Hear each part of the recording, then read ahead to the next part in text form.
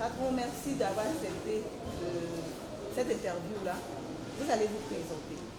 Alors, je m'appelle Diogo Pascal. Je suis inspecteur vérificateur principal. Je suis chef de tout projet compte unique de trésor. Patron, le compte unique de trésor, comment ça se réalise? Est-ce qu'on peut avoir une liste Alors, la compte unique du trésor date d'une directive de l'UEMOA, n'est-ce pas, faisant obligation à l'ensemble des pays de la zone gérer désormais les ressources de l'État au travers d'un compte unique du trésor qui serait ouvert à la BCEAO et qui va donc centraliser l'ensemble des ressources de l'État et à partir desquelles l'État va donc faire la totalité de ses dépenses. Bien entendu, quand on parle d'État, on parle de l'État et de ses démembrements. Donc l'État, les collectivités, les EPL, etc. C'est tout ce bloc-là qu'on entend ici État, qui pourra donc désormais centraliser ses ressources sur le compte unique et exécuter l'ensemble de ses dépenses sur le compte. Voilà donc un peu l'origine du compte. Par la suite, donc, la Côte d'Ivoire a repris cette directive dans la réglementation nationale. Donc la directive a été transcrite en droit ivoirien et le président de la République a pris un décret spécialement pour créer le compte unique en Côte d'Ivoire. Dès cet instant, il fallait le rendre opérationnel et donc une équipe a été mise en place, un comité de pilotage a été nommé et cette équipe que je dirige a été chargée de mettre concrètement le compte, d'abord l'amener à l'existence et ensuite à l'opérationnaliser.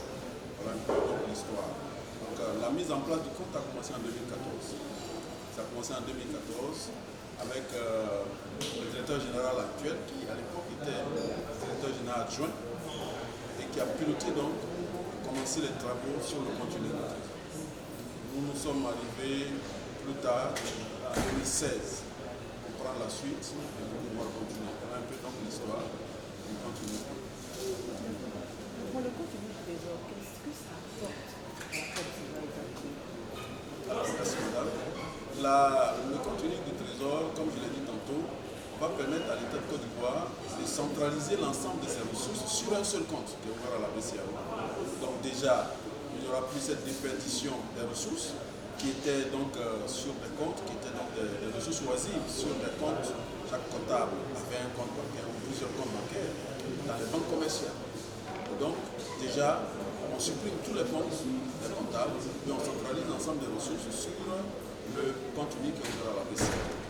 L'autre avantage, c'est que ces ressources étaient dans les banques commerciales et étaient prêtées par ces mêmes banques-là à l'État. Lorsque l'État avait besoin de financement, l'État allait donc auprès de ces banques-là pour chercher donc de l'argent, remettait à l'État son propre argent. Donc c'est intéressant pour l'État de ne plus désormais emprunter n'importe comment, mais d'emprunter véritablement quand il a vraiment des besoins. Donc c'est vraiment très important. Là, on réduit également les frais. Vous savez que quand on paye les dépenses, il y a des frais. Et donc, en centralisant tout sur le compte de la BCEAO, nous arrivons à réduire les frais de tenue de compte qui est donc émaillait la gestion des états. On va citer quand même quelques cas. On a des comptes qui sont ouverts à la BNI, par exemple. Des comptes qui sont ouverts à la BNI avec des ressources importantes, mais qui ne travaillent pas. Et donc, supprimer tous ces comptes pour les centraliser sur le compte unique permet à l'État d'avoir un peu plus de ressources et permet à l'État de payer ses dépenses à bonne date. On est beaucoup plus efficace dans le règlement des dépenses par rapport à l'ancien temps. Donc, c'est autant d'avantages que le compte apporte à l'État. On va s'intéresser maintenant au trésor public. Le trésor public, depuis sa création jusqu'aujourd'hui, les évolutions qu'il y a eu et comment, on va dire, comment vous percevez cela? Merci madame. Je pense que le trésor public a beaucoup évolué. Moi je suis arrivé au trésor on va dire en 1995 de l'École nationale d'administration et j'ai été affecté à l'agence comptable des dépenses publiques ACCDP à l'époque qui aujourd'hui est Pairie général du trésor, Pairie général du trésor à l'époque et aujourd'hui Pairie général de l'administration économique. Donc il y a eu beaucoup d'évolutions, tant dans la restructuration du trésor même, c'est-à-dire que certaines directions ont disparu, certaines dénominations ont disparu, et bien il y a eu donc, on essaie d'adapter le trésor au fur et à mesure aux besoins, aux challenges devant lesquels le trésor se trouvait. Oui, il y a eu beaucoup d'évolutions, beaucoup de patrons sont passés aussi. Les patrons sont passés, nous avons appris auprès d'illustres patrons, n'est-ce pas, qui nous ont forgés, qui nous ont transmis leur savoir. Et, nous qui étions tout jeunes, à 95 aujourd'hui, on est parmi les vieux, en train de sortir là maintenant. Donc effectivement, de ce point de vue aussi, les hommes ont changé. Les hommes ont changé, les challenges aussi ont changé. Donc effectivement, il y a eu beaucoup d'évolution. Les instruments de travail aussi ont changé.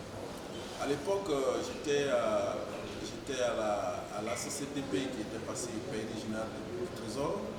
Et quand on devait payer les salaires des fonctionnaires à la fin du mois, on m'apportait un gros bulletin comme ça, n'est-ce pas?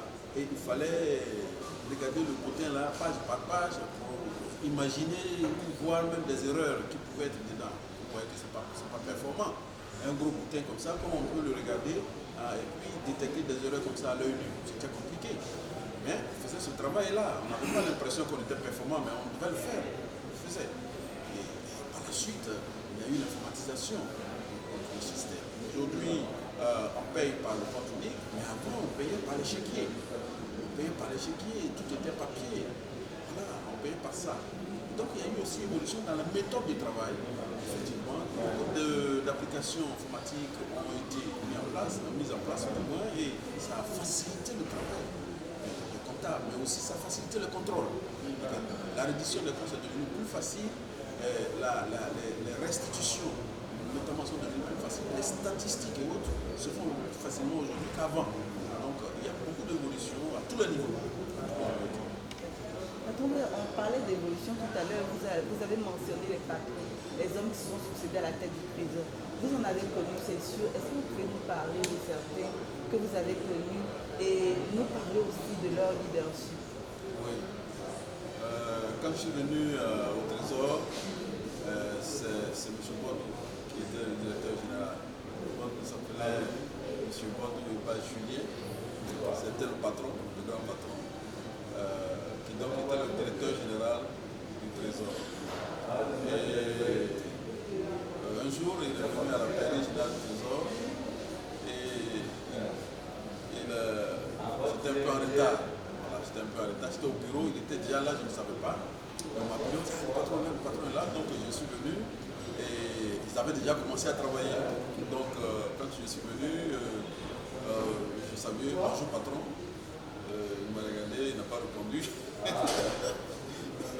Et à ce moment, il y avait Mme Agorita qui était donc au personnel, qui était avec lui. Il insiste, ça va pas. Bonjour patron. Il me regarde comme ça. Et après, il m'a répondu. Et de toute façon, il me dit, mais tu es en retard et tu viens, voilà. Donc, mais c'était bon. Ce sont. On va mettre une pause. Venez. On va mettre une pause. Venez. Venez rapidement.